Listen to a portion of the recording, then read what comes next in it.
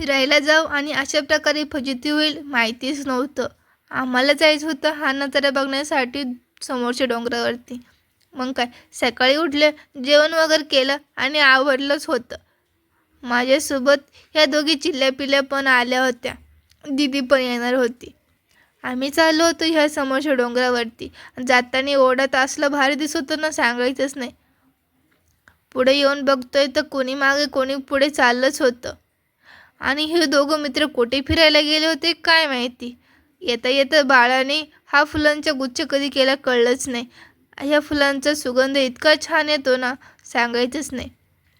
पुढं आलंच होतं रोडपाशी तर मागून लगेच पाऊस आला.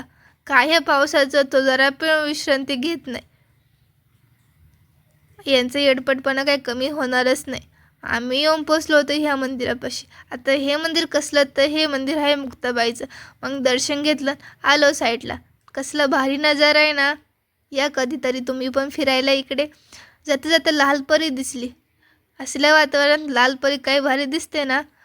आम्ही पुढे आलोच होतो तर पावसाने लगेच हजेरी लावली. आणि आता तितका पाऊस आलो होतं तर आम्ही सगळंच ओलं झालो होतो. आणि त्यात आम्हाला घरी जायचं होतं. तो रोड पण सापडत नव्हता.